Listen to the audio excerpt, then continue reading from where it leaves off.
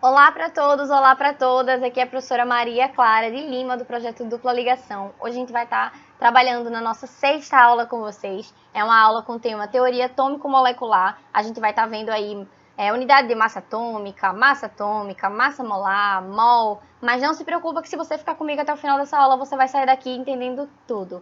Se você não segue a gente ainda no Instagram, vou te convidar para dar uma olhada lá, @dupla_ligação. Lá a gente coloca dicas, novidades, avisos importantes. É o nosso canal de comunicação mais importante com vocês. Então, se você quer acompanhar a gente aqui, vai lá, dá uma conferida e segue a gente para ficar por dentro de tudo. Bom, na nossa aula de hoje, como a gente vai estar falando muito de medida e tudo mais, é importante a gente entender como é feita a medição de uma grandeza. Medir uma grandeza é compará-la com a unidade de uma grandeza escolhida do padrão do Sistema Internacional de Unidades, do SI. Se você já estudou física, você está ligado o que é esse SI, né?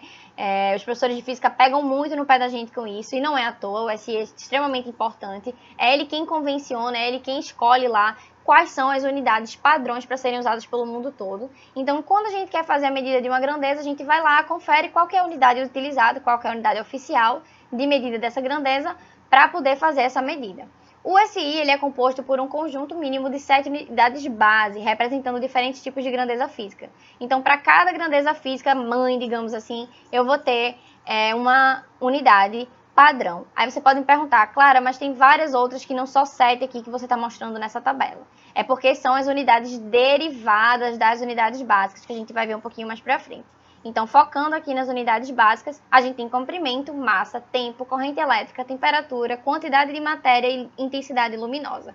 E aqui a gente tem as unidades, que é metro, quilograma, segundo, ampere, Kelvin, mol e candela, respectivamente. E aqui, ó, nessa terceira coluna, a gente tem os símbolos dessas unidades utilizados para medir essas grandezas. As unidades derivadas, como eu falei, vão surgir a partir dessas aqui, por exemplo. Quando eu quero medir volume, eu vou ter que utilizar o metro para ser a unidade mãe. Por quê? Porque eu quero a altura, o comprimento e a profundidade, não, no caso é a altura, comprimento e largura, desculpa, desse sólido que eu estou querendo medir para poder calcular o meu volume. Então, todas essas unidades, medidas que eu vou tirar para poder fazer a medida final do volume, todas elas estão em metro. Então, metro vezes metro vai dar o quê? Metro cúbico. A mesma coisa para a velocidade, eu tenho que a velocidade é a distância percorrida dividido pelo tempo que eu usei para percorrer essa distância, então é o quê? É metro por segundo, que é a distância, né, a unidade padrão do comprimento, dividido pela unidade padrão de tempo, que é segundos. E por aí vai um bocado, né? A gente sabe que tem um bocado de coisa aí de onde saíram essas. O Sistema Internacional, ele descreve o metro oficialmente como sendo o comprimento do trajeto percorrido pela luz no vácuo durante um intervalo de tempo de 299.792.458 avos de segundo. Então, um negócio super rápido. Então, quer dizer que quando eu estou num vácuo e essa distância de 1 metro é percorrida nesse tempinho aqui por um feixe de luz, eu vou ter 1 metro, tá? O metro é esse feixe de luz percorrendo um espaço nessa distância, nesse tempo aqui, e a distância que ela consegue percorrer a gente chama de metro, tá? O quilograma, ele é a unidade de massa, e não de peso nem de força, tá, gente? Eu gosto sempre de focar nisso aqui para vocês não se confundirem. E o quilograma, ele é igual à massa do protótipo internacional do quilograma. Então, antes de ser convencionado o que seria o quilograma, eles fizeram um protótipo, ó, que está aqui nessa foto. Esse protótipozinho aqui, ele vai ter o peso de 1 quilograma. Então, ele foi utilizado como base para comparação com para tirar outras medidas. Então, por exemplo, se eu colocasse 50 protótipos desse de um lado na balança, para igualar com o que eu tivesse pesando do outro lado, sei lá, fosse o peso de uma mesa, fosse o peso de uma pessoa, quer dizer o quê? Que isso que eu estou comparando o peso com 50 protótipos pesa o quê? 50 quilos, tá ok? Mol tem a definição de quantidade de matéria de um sistema contendo tantas entidades elementares quanto átomos existem em 0,012 kg do isótopo 12 de carbono. O que isso quer dizer? Quer dizer que se eu pegar lá o isótopo 12 do carbono e pesar uma quantidade de 12 gramas, ou 0,012 quilogramas, enfim, eu contar a quantidade de átomos que existem nesses 12 gramas, eu vou ter o que eu chamo de mol. Esse conjunto de átomos que existem nessa quantidade de carbono, ok? E é essa unidade que eu uso como base para poder fazer a medida para outros elementos também. Mas calma que a gente vai entender isso mais para frente na aula, não precisa ficar com o seu coraçãozinho afligido. Então, ó, aqui são os exemplos do que eu falei. Quando eu quero medir, por exemplo, a massa de uma pessoa, eu preciso comparar a massa dela com a massa do protótipo internacional do quilograma. É isso que as balanças fazem, quando colocam lá o nosso pezinho na tela pra gente ver. Então, ó, aqui eu tenho 50 protótipos e tem uma pessoa pesando 50 quilos do outro lado, então quer dizer o quê? Que aqui eu tô equilibrado. Se eu tenho 50 protótipos, quer dizer que a pessoa pesa 50 quilos. E aqui, ó, gente, quando a gente vai querer medir uma coisa muito grande ou muito pequena, por comodidade, a gente vai utilizar a potência de 10 ou múltiplos decimais das unidades do SI, conforme a gente tá vendo aqui na tabela. Então, ó, por exemplo, quando eu quero fazer medidas tão grandes, de 10 elevado à potência 12, né, nesse nível, como é que eu posso dizer? Nessa dimensão, né, nessa dimensão de medida, eu vou ter aqui, ó, que eu vou utilizar o prefixo tera e vou colocar esse fator 10 elevado a 12. O símbolo do tera é T maiúsculo. Quando eu quero fazer uma medida com uma grandeza tal de 10 elevado a nona, eu vou chamar de giga e vou utilizar esse G maiúsculo aqui para expressar. A mesma coisa para os múltiplos decimais. Ó. Quando eu quero fazer uma medida tão pequena da razão de 10 elevado a menos 12, eu vou falar que essa medida, esse prefixo, né, dessa grandeza vai ser pico, e aí eu coloco esse símbolozinho e o símbolo da unidade depois dele. Então, ó, eu consigo explicar isso melhor.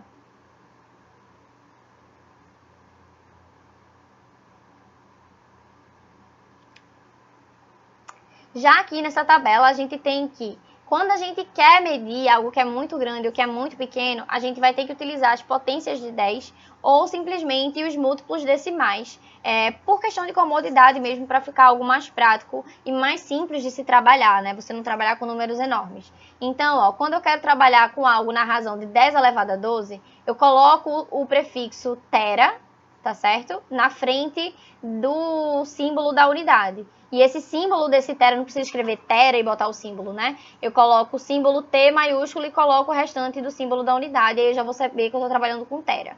Um exemplo também aqui do menor deles, que é o pico, que é na razão de 10 elevado a menos 12. Eu faço o quê? Eu coloco esse Pzinho, né? Esse símbolo P, que é o símbolo do pico, né? Que é 10 elevado a menos 12. E coloco o restinho da simbologia da minha unidade depois desse P. Então, eu posso ter picômetro, eu posso ter, enfim, nanômetro, né? Que é esse exemplo aqui de 10 elevado a menos 9. Então, se vocês pararem para dar uma olhadinha nessa tabela, tem vários fatores, né? Com seus determinados prefixos e simbologia.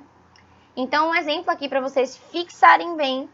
Imagina que eu vou medir o comprimento de uma rodovia, a rodovia dos imigrantes aqui na foto, e essa rodovia ela tem 58.500 metros. Então imagina o quanto deve ser complicado trabalhar com um número tão grande e também até às vezes por falar, né? Ah, porque essa rodovia tem 58.500 metros de comprimento. Não é muito mais simples se eu falar e se eu trabalhar com uma medida de 58,5 quilômetros, né? Eu estou reduzindo aí pelo menos 3 números que eu teria que estar trabalhando, né, nessa medida.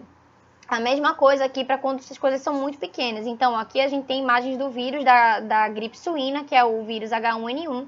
Então, imagina que eu tenho que trabalhar com essa medida que é extremamente pequena, né? A gente nem consegue enxergar o vírus a olho nu. Então, quer dizer que ele é realmente pequenininho. Então, ó, a medida desse vírus, ele preparem-se, hein?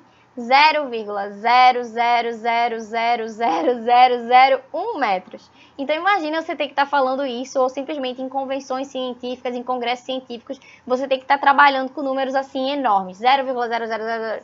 Imagina se não tivesse só essa quantidade de zero, tivesse muito mais. Então é complicado. Então a gente convencionou a utilização desses múltiplos decimais, dessas potências de 10 na hora de trabalhar. Então, ó, aqui eu teria que seria 10 elevado 1 vezes 10 elevado a menos 9, né, que seria nanômetros. 10 vezes 10 elevado a menos 9 metros. Então, aí o que a gente faz? A gente simplesmente simboliza por 10 nanômetros, que seria, a gente tira o 10 elevado a menos 9, deixa só o 10 lá e coloca a simbologia, o N, né, que vai representar esse 10 a menos 9, e com outro, ó, e com o restante do prefixo metro. No caso aqui de quilômetro, a gente fez a mesma coisa, só que esse K representa 1000, entendeu? Então, a mesma coisa de eu ter pegado essa medida aqui e ter reduzido ela na razão de 1000 para trabalhar com o número menor e ter colocado aqui esse K na frente para expressar que essa medida aqui, ela está em quilômetro e não metro, né? Que é 1000 vezes maior aí. Continuando. Então, ó, quando a gente trabalha também com coisas muito grandes ou muito pequenas, podem surgir a necessidade de unidades secundárias, tá, gente? Isso é muito mais comum do que a gente imagina. E eu trouxe 2 exemplos aqui que a gente pode já conhecer ou já saber, mas não tinha ainda se tocado nisso. Então, a gente tem o exemplo dos caminhões. Para os caminhões foi criada a unidade de tonelada, que é aceita pela SI, porém recomenda-se que se use o megagrama, né? O oficial mesmo do SI é o megagrama, mas já se convencionou a utilização da tonelada. O que acontece? Essa unidade secundária é aceita pelo SI, porém nem sempre essas unidades secundárias vão ser aceitas, tá? Então, a exemplo aqui, a gente tem que 45 toneladas convertidos para quilograma, né, que é a unidade padrão, seria 45.000 quilogramas. Então, é muito mais fácil a gente estar trabalhando com um número menor e muito mais usual também, né? Simplifica a vida da gente. E aqui, ó, a unidade de comprimento de moléculas e organelas de células tinha por convenção a unidade secundária do Armstrong, mas essa unidade, né, para medir essas células aqui pequenininhas, ela não era aceita pelo SI, ela não é aceita pelo SI. E o SI recomenda-se o uso de nanômetro. E aí, ó, para a gente entender mais ou menos a proporção de um para o outro, ó, um Armstrong ele mede 0,1 nanômetro. Então, essa conversão ela é realmente meio que pequena, então dá para você trabalhar com nanômetro de forma tranquila, né? Diferente da tonelada, que são 1000 quilogramas. Enfim. Ó, a gente entendido agora esses conceitos, vai passar para a unidade de massa atômica, que é representada por esse Uzinho, ou simplesmente tem gente que chama de Dalton e representa por esse DA. Particularmente, eu prefiro utilizar o U, tá? E é inclusive o que a UPAC orienta também a ser utilizado. Então, ó, a gente tem que o tamanho de átomos e moléculas são extremamente pequenos, gente. Esses átomos e essas moléculas, a gente estava falando ali, por exemplo, de célula, de vírus, enfim, tudo isso vai ser formado por átomos e moléculas. Então, os átomos e moléculas, eles são aí as unidades elementares da matéria. Então, eles são extremamente pequenininhos. Por causa disso, a gente se procurou, na verdade, uma unidade secundária de medida que viesse a facilitar se trabalhar com esses elementos, né, com essas matérias elementares. Então, a massa de um átomo, a gente sabe que é o número de massa de prótons mais o número de nêutrons que existe no núcleo desse átomo, certo? Sabendo disso, né, partindo desse conceito, dessa premissa aqui, John Dalton propôs que a unidade de massa atômica fosse fundamentada na massa do hidrogênio, né, que tinha a massa dele lá como sendo 1. Porém, Ostwald, ele chegou e disse, não, vamos usar a massa atômica, a unidade de massa atômica com base na massa do átomo do oxigênio, que pesa 16, né, que tem ali com a sua unidade de massa atômica igual a 16. E aí, o que aconteceria? Se utilizasse a do oxigênio, se convencionaria que a unidade de massa atômica seria 1/16 da massa do oxigênio, tá? E aí, acabou que nada disso deu certo, no fim das contas, porque foram feitas descobertas, né? Em 1912 se descobriu a existência de elementos isótopos, que são aqueles elementos do mesmo grupo, que são aqueles átomos, do mesmo elemento, são átomos do mesmo elemento, porém que têm números diferentes de prótons no núcleo. Então, por causa disso, acabou que se perderam aí essas teorias, né, essas propostas, e em 1929, quando se descobriu os isótopos de oxigênio, foi que caiu realmente de vez, digamos assim, né? Porque se descobriu que o oxigênio não tinha somente 16 prótons, tinha oxigênios isótopos que tinham mais, que tinham menos, e aí acabou deixando realmente de lado essas propostas. Atualmente, aí você pode perguntar, mas e aí, o que ficou no lugar? O padrão escolhido é o átomo isótopo de carbono de número atômico igual a 12, tá, gente? Eu não vou falar o caminho histórico que se teve para se chegar até aí, mas hoje em dia a gente utiliza o átomo do isótopo de carbono de número atômico igual a 12. O que isso quer dizer? Que eu escolhi um átomo de carbono com 12 prótons no núcleo para ser a unidade de massa atômica base para eu poder utilizar como comparação para poder descobrir a massa atômica dos outros átomos. Então, ó, a unidade de massa atômica, usinho, corresponde à massa de 1 sobre 12 avos da massa do átomo isótopo 12 do carbono, tá, gente? Então, quando a gente fala isótopo 12 do carbono, quer dizer que é o carbono que tem 12 prótons. Entendido isso aqui, vamos para o próximo.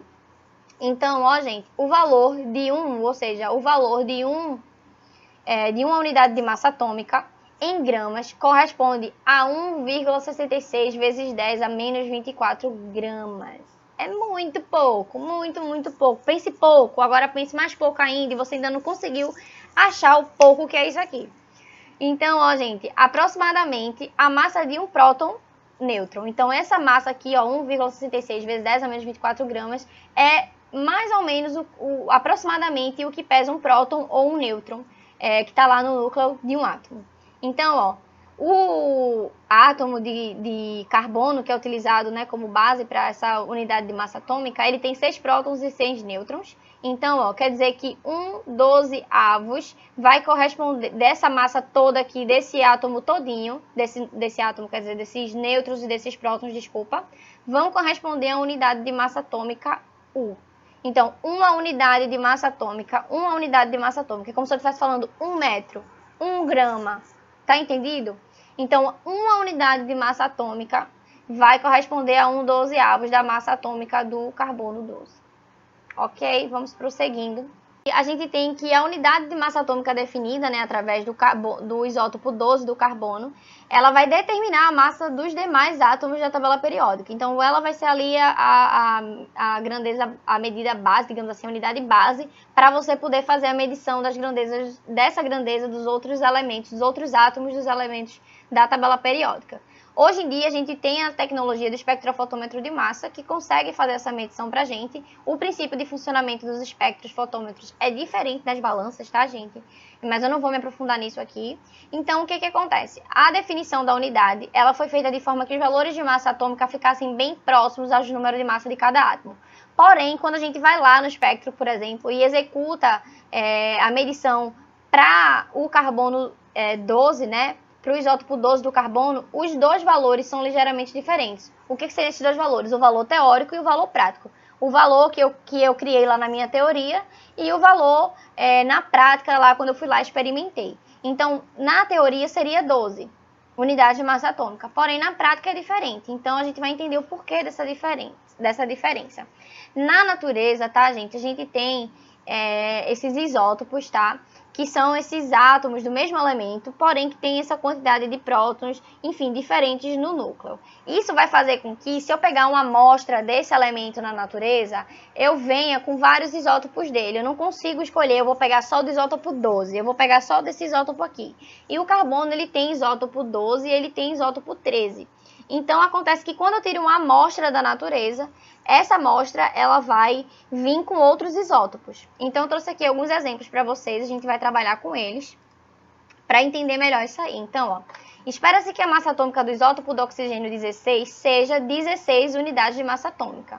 Porém, o valor encontrado é de 15,994915. Então, é um valor muito próximo do 16, porém que não é igual a 16.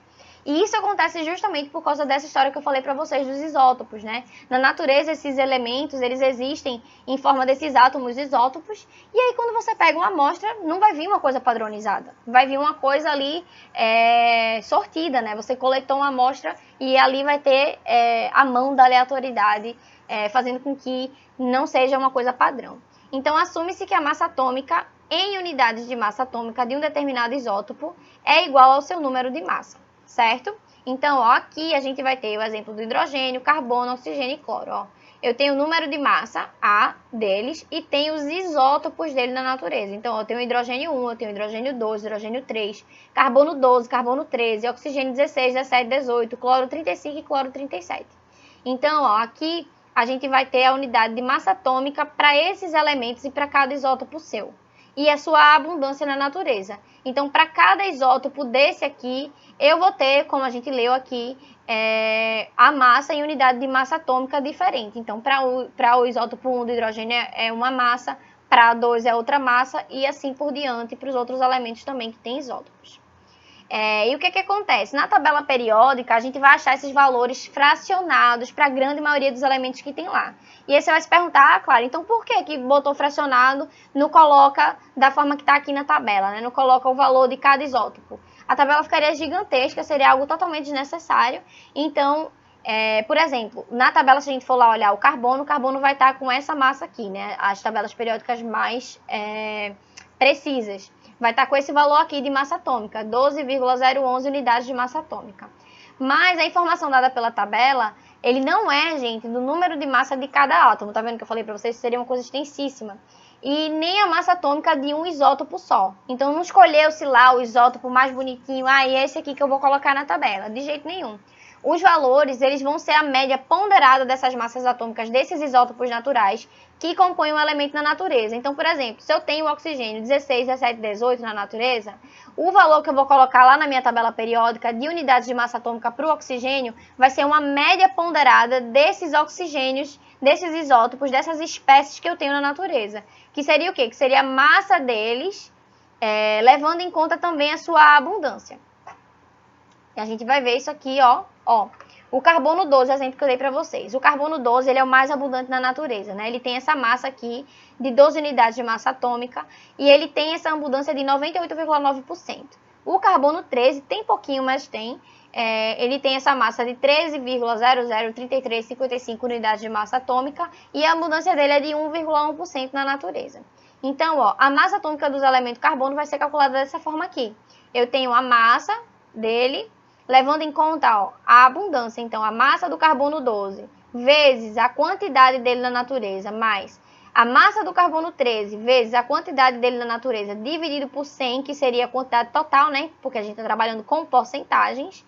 Então, 12 vezes 98,9%, mais 13,003355, vezes 1,1% dividido por 100%, eu vou ter que a massa aí desse carbono, a média da massa desse carbono, do elemento carbono, vai ser de 12,011 unidades de massa atômica. Gente, se eu tiver acelerada, eu peço desculpa porque eu tomei café, tá? Eu sei que eu tô meio falante hoje. Então, a razão da tabela periódica apresentar a média ponderada das massas atômicas é por uma razão prática. Por que é uma razão prática? Imagina que eu estou trabalhando lá no laboratório, eu vou pegar uma amostra de cloro para fazer uma reação. Então, para usar uma quantidade de cloro em uma reação química em um laboratório, eu ia ter que levar em consideração que 75,4% dos átomos de cloro são dos isótopos 35 e 24,6% dos átomos são do isótopo 37, de acordo com aquela quantidade que eu pegasse lá para fazer a minha reação. Então, se eu peguei, sei lá, 40 gramas de cloro, eu ia ter que fazer essa consideração aqui de que 75,4% de 40 gramas seria do isótopo 35 e o restante do isótopo 37. Então, seria algo extremamente trabalhoso. E a tabela periódica já quebra o nosso galho, porque ela já chega ali o quê? Com a informação simplificada, com a média ponderada, que seria o que eu precisaria fazer na prática. Então, por causa disso, é que a tabela periódica apresenta essa média pra gente, tá? Porque, como eu falei pra vocês, quando a gente retira esses elementos da natureza, a gente não consegue selecionar que cada átomo vai ser do isótopo tal. Esses isótopos, eles vêm de forma aleatória, misturadas da natureza. Então, não tenho como estar escolhendo nem decidindo isso, ok? Para os elementos artificiais muito raros, o valor fornecido é a massa atômica do isótopo mais estável. Então, quando eu tenho que um elemento é extremamente raro de ser encontrado, ou que ele foi feito em laboratório, eu vou utilizar na tabela periódica o valor de massa atômica do isótopo que for mais estável, certo? E quando isso acontecer, esse valor de massa, ele é representado entre parênteses. Eu vou dar um zoom aqui para a gente conseguir ver melhor. Então, tá vendo aqui que eu tenho um parênteses, Quando isso acontecer, você vê lá um parênteses na massa, pode ter certeza que é porque esse elemento, ele é raro, ou então ele é artificial. E a gente tem um exercício de fixaçãozinha, a massa atômica de um elemento, sobre esse tema, né, da massa atômica de um elemento. E foi da VUNESP. Vamos ler. Na natureza, de cada 5 átomos de boro, um tem massa atômica igual a 10 unidades de massa atômica e 4 tem massa atômica igual a 11 unidades de massa atômica. Com base nesses dados, a massa atômica do boro expressa em unidades de massa atômica é igual a. Então, tem que na natureza, uma parte desse elemento vem na forma do isótopo 10 e outra vem na forma do isótopo 11. E ele dá a proporção aqui, que é de 5 para 4, certo? Então, vamos para a resolução. O que é que a gente vai ver aqui? Então, ó, o método 1 de resolução, tem 2 métodos, tá, galera? O primeiro, eu tenho que um átomo em 5, isso vai representar 20%, e 4 átomos em 5 vai representar 80%. Eita, desculpa, eu falei errado aqui no enunciado, viu, gente? Só para me corrigir. Eu falei que 5 átomos eram do isótopo 10 e 4 eram do isótopo 11, mas não é. De cada 5 átomos, 1 vai ser do isótopo 10 e 4 vai ser do isótopo 11. Então, ó, um átomo em 5 átomos representa 20%. Aí, como é que você chegou nesse número? Pega 1 e divide por 5. 1 dividido por 5 vezes 100 vai dar igual a 20%. 4 átomos em 5, ou seja, 4 dividido por 5 vezes 100 vai dar 80%. Esses valores estão aproximados, tá, galera? Então, ó, o que acontece? Agora eu vou fazer a média ponderada. Ó. O isótopo 10 vezes a sua abundância, né, a quantidade dele na natureza, mais o isótopo 11 vezes a sua quantidade na natureza. Então, 10 vezes 20% mais 11 vezes 80%, dividido pelo total, que seria o quê? 100%. E aí eu vou chegar no valor de 10,8 unidades de massa atômica.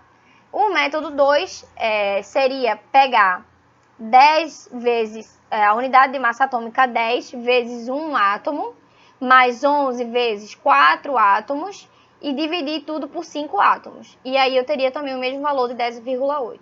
Então, esse método 2 aqui, ele é mais simples. Só que esse aqui vai ficar mais, digamos assim, não é que vai ficar mais fácil, mas é melhor para você absorver dessa forma aqui, porque qualquer questão desse tipo você consegue resolver dessa maneira. E nem sempre você vai conseguir resolver dessa aqui, certo? Porque imagina que se em vez de ele dar aqui um átomo, ele resolve trabalhar através de fração. Então, pode ser que ele queira dificultar a sua vida. Então, ó, nossa resposta é a letra C, 10,8 unidades de massa atômica. A gente agora já estudou o que é massa atômica, a gente vai estudar também agora o que é massa molecular e a massa da fórmula empírica. Por quê? Porque a gente sabe que nem todos compostos vão ser moleculares. A gente tem compostos iônicos que não são compostos moleculares, são diferentes. Então, tanto vai valer isso aqui para o composto molecular, né? Tanto quanto para a fórmula empírica. Então, ó, a massa molecular é a medida em unidades de massa atômica da massa de uma molécula. Então, a gente sabe que uma molécula é um agregado de átomos, então a gente vai conseguir também medir a quantidade, né, de massa em unidades de massa atômica dessa molécula a partir desses átomos que formam essa molécula. Para calcular a massa de uma molécula em U, né, nessa unidade de massa molecular, soma-se as massas atômicas dos átomos que a compõem. Foi o que eu acabei de dizer. Então, por exemplo, aqui a gente tem o gás carbônico, o CO2. Então, ó, os dados que vão ser dados é a massa do carbono e a massa do oxigênio. Aí você pode pensar, é só somar 12 com 16, vai dar 28. Arrasei. Errado. Porque você precisa levar em consideração esse 2zinho aqui, esse índice que aparece no oxigênio. Se esse índice está depois do oxigênio, quer dizer que eu tenho 2 átomos de oxigênio e não apenas um. Então, preciso multiplicar por 2 essa massa 16 aqui do oxigênio, porque eu não vou ter um só, eu vou ter 2, certo? Então, a massa do dióxido de carbono, ela vai ser igual a 1 vezes 12, porque eu só tenho um carbono, que vai dar igual a 12U, mais 2 vezes 16, que vai dar 32U, porque eu tenho 2 oxigênios, que vai dar uma massa final de 44 unidades de massa molecular, no caso, né? Falar de massa atômica, mas é massa molecular nesse caso. Isso equivale a dizer que a molécula de CO2 é 44 vezes a unidade de massa atômica, né? Que é 1U. E que esse 1U veio através do quê? Né? Do isótopo 12 do carbono. 1U é igual a 1/12 da massa atômica do carbono 12. Seguindo em frente, a massa molecular ela vai servir para compostos moleculares e a massa da fórmula empírica para os compostos não moleculares. Então, ó, as substâncias não moleculares, você vai se utilizar de um grupo de átomos que vai representar a fórmula empírica dessa substância, né? Ou fórmula mínima, como também você encontra aí na literatura. Um exemplo disso daqui, tá, gente, é o NaCl, que é o que tem nas fotos aqui. O NaCl é uma substância iônica, não é uma substância molecular, é um agregado de íons, né, que formam essa substância, e esse agregado de íons não é uma molécula, ele é um agregado de íons. E aí a gente representa essa substância pela fórmula mínima dela. E tá escrito errado aqui, tá, gente? A fórmula, corrijam, por favor. Então, ó, determina-se a massa da fórmula empírica, que representa a proporção do número de átomos na estrutura cristalina. Então, ó, se a minha fórmula empírica é NaCl, quer dizer que a minha fórmula mínima dessa minha estrutura, dessa substância, é um átomo de Na e um átomo de cloro, um átomo de sódio e um átomo de cloro. Então, para eu saber a massa dessa substância, né, é só somar a massa do átomo de sódio com a massa do átomo de cloro. É a mesma coisa para a molécula, só que aqui você tem que ter consciência que a gente não está falando de molécula, a gente está falando de um outro tipo de composto, que são compostos não moleculares. Então, um exemplo aqui, como eu falei para vocês, do cloreto de sódio, que é uma substância iônica, ela é feita, né, ela é estruturada, ela é formada através de um agregado de íons, portanto, ela é não molecular. Então, ó, para calcular a massa da fórmula empírica, a gente deve somar as massas atômicas dos respectivos componentes da fórmula. Então, ó, tá vendo aqui o sódio 23U, o cloro é 35,5U, então eu vou somar a massa 23 com 35. Cada uma dessas massas está sendo multiplicado por 1, ó, porque o NaCl ele se apresenta dessa forma aqui, é um sódio com cloro só. Então é só somar as duas massas que eu vou ter aqui, que a massa desse composto vai ser de 58,5U. E aqui tem um exercício também para a gente poder fixar o conhecimento. Então, ó, determine a massa molecular da glicose C6H12O6. E ele dá aqui as massas atômicas para a gente, né? Da massa atômica do carbono, da massa atômica do hidrogênio e do oxigênio. E a resolução é a seguinte, ó. Eu vou ter que multiplicar a massa de cada um deles pela quantidade que aparece aqui na fórmula. Então, ó, o carbono tem 6 carbonos, o hidrogênio tem 12 hidrogênios e o oxigênio tem 6 oxigênios. Esse índice, né, para dizer a quantidade de cada elemento na fórmula, sempre vai vir à direita dele, tá bom, gente? Então, esse 6 não é do hidrogênio, esse 12 não é do oxigênio, o índice desse elemento está sempre à direita dele. Então, ó, carbono 6, H12, oxigênio 6. E aí, eu vou multiplicar a massa deles pela quantidade de cada um e vou somar no final. Nesse caso aqui, ó, fica o 6 vezes 12 igual a 72, mais 12 vezes 1, que é igual a 12, mais 6 vezes 16, que é igual a 96. Soma tudo, vai dar a massa aí da molécula, que foi 180U. Aqui eu vou terminar, tá certo, gente, com vocês a primeira parte da aula. A gente vai voltar para a segunda parte. Então, fiquem de olho. Assim que vocês terminarem aqui, deem uma processada, uma estudadinha e voltem para a segunda parte. É isso, espero ver vocês na próxima aula. Até daqui a pouco.